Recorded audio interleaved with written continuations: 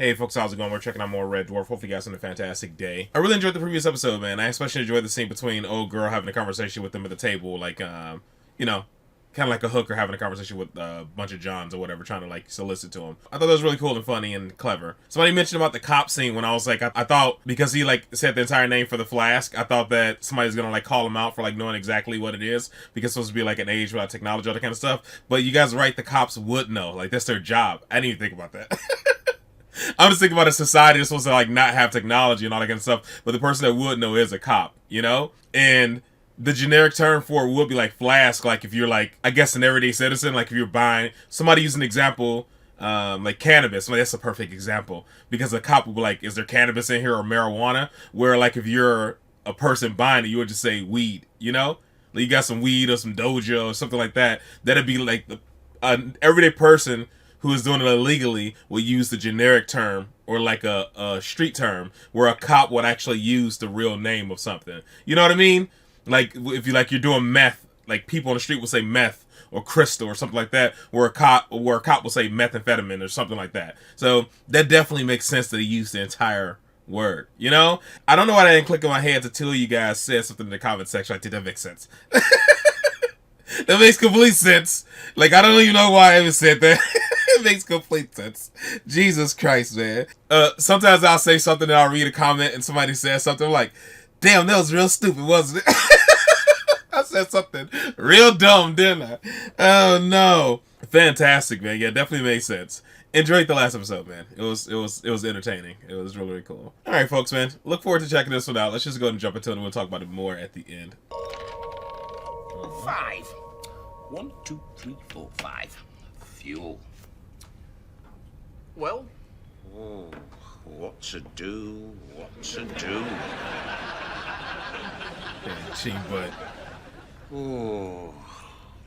Free fuel, get refuel for free and throw again. Let's see.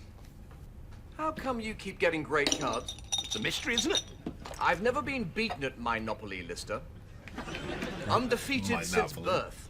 In the Space Scouts, my gameplay was so legendary, they called me Minotaur. Is that because you were half a man who was full of bull? Because I was like the mythological beast that no one could pass. Well, you better not throw a 2 and a 1 then, Rimmer. Throw a 2 and a 1 and land on my space station, and your bank is erupted, baby. Lister, I'm not going to throw a 2 and a 1. The odds of that are 18 to 1. It's not happening. I win. You can't complain about anything I do for an entire week. I remember the deal. I win. I can move my lips when I read. I can leave pizza on the floor so that you step in it. I can even snore like an inebriated warthog, and you can't throw frozen onion barges at me. The good times are gonna roll. Lister, there's only going to be one winner here, and that's Votra's truly. And when I do, as agreed, you are going to wear an evening gown day and night until you can play James Last's polka party on the bagpipes. Here we go. Anything but a 2 and a 1. A 2 and a 1, come to daddy. No willing it. I'm willing it. I'm allowed to will it. I'm willing it. Stop willing it. You're good at willing it. No willing it. The dice loaded. Come on.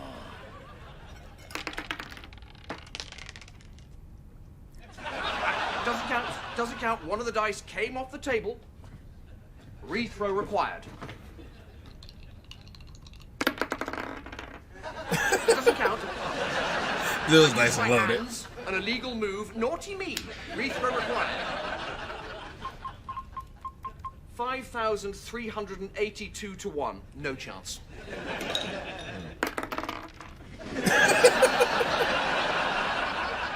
No way. You couldn't make this up. Wait.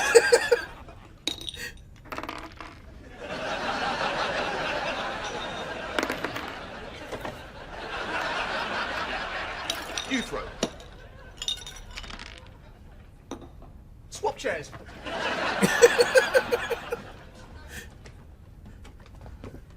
What is it? He's have Magnus or something on the table?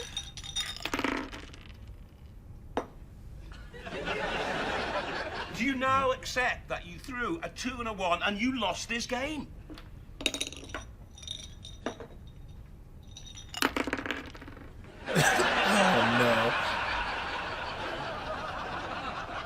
Okay, I accept it. Just lucky for you, I'm such a good loser. Yeah, runs up to the bed. That freaking kid.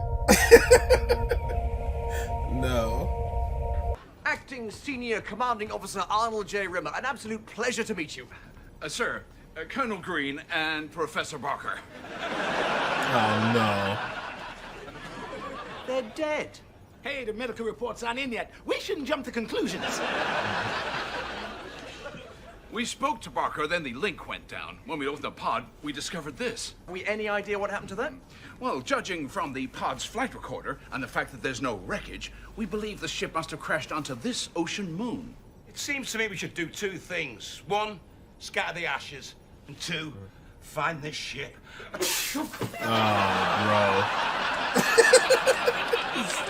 On to two, find this ship.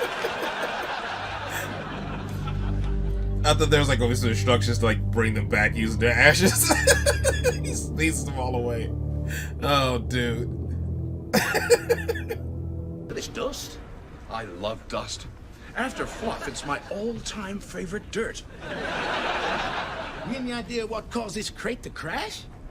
Nothing yet, sir. It's a state-of-the-art research ship with self-repairing engine parts. Crashing should have been out of the question. What's this? Oh my god. Well, you can see What why was they you? crashed. You can tell me about it. How can you fly a spaceship and at the exact same time all play Twister? I don't think it was Twister they were They're playing. getting on. Not properly, that's for sure. According to the psi scan, they were flash heated to death. An instant blast of extreme temperature killing them instantly, but preserving their body positions. Spooky. Crazy. Agreed, sir. A cold chill has just run straight down my spine. That was me. Just spilled some lager down your back.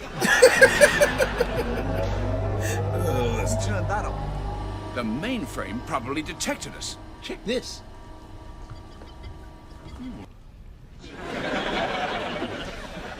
I saved you, bud. Oh. Don't move. Oh, dude. You think I can move? I'm just gonna ease it out. Ease it out, right? Nice and easy. And you're not just saying that to make me relax, because you think the best thing to do is to jerk that sucker out of there with one big ass yank. I had no choice. It was the only way to get it out. I think I got blind. It must be something to do with my foot. I got foot and eye disease. Can't relax, man. It's just a power cut. What a nut What a disease. relief. Oh, wow. What, the readjusted? What'd you see? That it's really dark? Can't you see that? Of Jesus. course I can see that, you smegger. But you can see in the dark, right? With your super sea cat's eyes, right? And you can swing from trees, right? With your super swinging monkey arms, right? We evolved. That's great. Who'd evolved so that they can't see in the dark? Who evolved so you can't swing from trees? You even managed to save the boot. We've got to think of a way to get out of here. Just give me like 10 minutes. I better come up with a plan. I get great ideas all the time. I just don't say them out loud. You say everything you think out loud. I'm like that inventor guy. It begins with R. Rosenthal, Sidney Rosenthal? Who? Invented the magic marker. Magic marker? The guy I'm talking about is real. He ain't no wizard out of a book with his magic pen. Inventor guy. Begins with R. I got it. The inventor guy I'm like begins with R. Who? Archimedes. He's bumpy. Archimedes. Archimedes. The guy that sat on the trees and invented stuff. That was Newton. You never heard this story? So, one day Archimedes is sitting under a tree. Then all of a sudden, out of nowhere, this bath hits him on the head. Pow! Bro. And he gets up, shouts for Micah, and invents gravy. It was Newton who was sat under the tree. And he discovered gravity when he got hit on the head by an apple. An apple can't concuss you. That ain't gonna make you stagger around, shout for Micah, and invent gravy. Formica is a heat-resistant, white-clean plastic laminate. Who'd shout Formica? It doesn't make any sense. No one shouts Formica. You get hit on the head with a bath, everyone shouts Formica. Look, Archimedes discovered something to do with water displacement when he was sat in the bath and he shouted Eureka. So, I'm surprised he knew that. Mr. Alan Einstein, answer me this. Who invented gravy? No one? Did it just magically appear one day like your stupid wizard pen? Gotta have some painkillers. Okay, listen. Answer me this. How does a bath fall out of a tree? A plane, dummy. Taking off. They probably forgot to shut the back door. Slid all the way from first class. Whoosh! Through the curtains into business. Whoosh! Through the curtains into premium. Whoosh! Through the curtains and straight into the poor people section. Who incidentally probably still haven't even had a bag of peanuts while the dudes in first have already eaten, watched a movie, and are all now having a bath. Meanwhile, Archie's sitting under his tree. Clang! Invents gravy. Makes sense. Then because everyone's so damn happy because everyone loves gravy, right? They gave him a special hat to wear at night to cover up the bruising. Special hat. They gave him a knighthood. A knighthood. Not a special hat to wear at night to cover up the bruising. No. Man, I try to teach you stuff. I don't know why I bother. This is great. What's that saying? You can lead a hearse to water, but you can't make it sink. You guys get it all wrong. Oh, get me out of here, man. Static. I was complimenting you. Why did it punish me? Well, perhaps it wasn't genuine, sir. I've got to be genuinely nice? Oh, this is impossible. We're dead. What? I think I know what killed the crew, sir. The ship's quantum motherboards are power loading to flash heat the ship. We're gonna get flash heated? How long have we got? I'm not sure, sir. Oh, why am I asking you? Someone with a head shaped like something produced in a geriatrics pottery class. Oh, no. The power loading has stopped, sir. The temperature's cooling? Why? Of course. Who's That's the it. douche? Man, she was the greatest soldier in history. Led her people to victory. Julie Caesar. Crying, thank God, thank God. I wish I had to suffer like this. He's right. If I wasn't there for him to talk to, he'd probably have gone crazy. Crying, man, it's so good to see you. Sir, stop. Stop what? You stand there with your 1970s cover band haircut, and I say to you, don't be nice to me. Oh, Oh, shit. we know what happened to Barker. Oh, no. And Green. Oh. What happened to you? Your hair's insane. I went to the ship's salon for a makeover. Look what the robo-stylist did to me. Yeah, similar thing happened to me at the dentist. Every chance it gets, the karma drive is punishing us. The showers are freezing, the aircon's icy. I had to wait 2 hours just to... Have you tasted the food? And we'll stop seeing each other till we get back home. Barker and Green reversed the protocols, and as a consequence, good behavior was punished and immoral behavior was rewarded. Crichton just figured it out. Saved all our necks. Crichton, if you weren't so ugly, I could kiss you. Oh, well, you could shake my hand, sir. Still too ugly.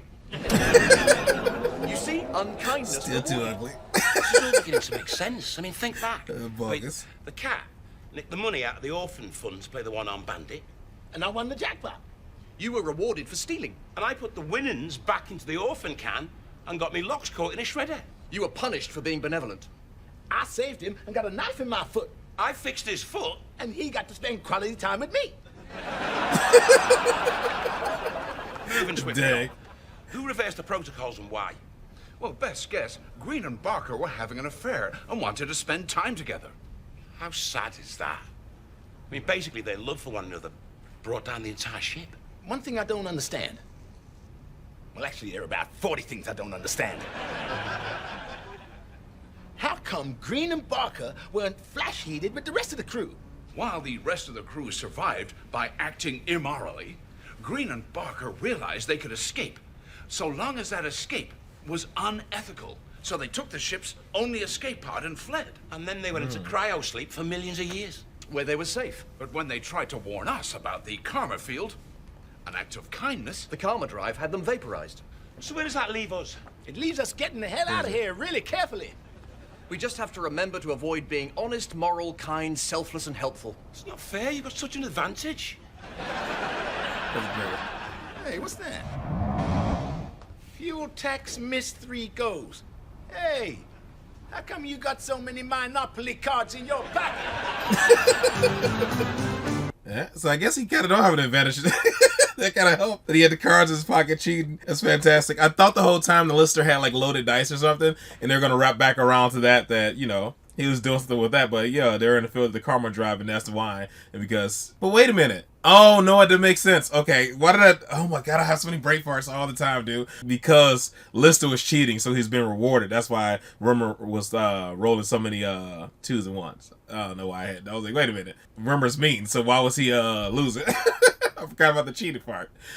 Dude. Yeah, it's funny and it's entertaining. I mentioned this before about Lister. I feel like he's pretty smart. Like, he's a dink and he's gross and that kind of stuff. He's still not stupid. You know, he rebuilt Crichton and all that kind of stuff, and that takes some ingenuity. He still has some skills. But I didn't expect him to know stuff about, like, you know, Archimedes and things like that. I was, like, surprised he knew that. I know Cat's super dumb, but I'm still surprised that Lister knew any of that stuff. But, you know, I guess being in the future, I shouldn't be surprised, you know? That might be, like, really basic knowledge to them, and it should be basic knowledge to everybody, I guess, because those all famous scientists and like all famous stories.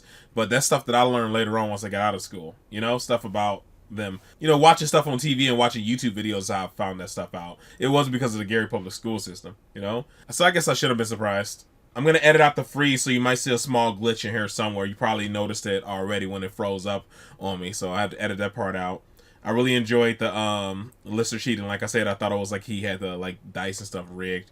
My favorite joke in this episode was Cat, when he said, "Can't you like see in the dark?" or something like that. Who will evolve not to see in the dark? And he said, "Who would evolve like not to swing from trees?" That was funny. Like, that whole thing, that was very, very good. Rimmer knowing that he can't be nice, so just saying like, there's no way gonna make it out of this because I can't be nice. Like, he knows he's like a piece of trash. That was funny. Just Rimmer just knowing he's a piece of trash, and there's no way he'd be nice. I thought that was fantastic as well, man. Well, all around good episode. I really enjoyed it. Hopefully you guys had a fantastic day. Hopefully you guys are happy, safe, and healthy. I'll see you next one. Later.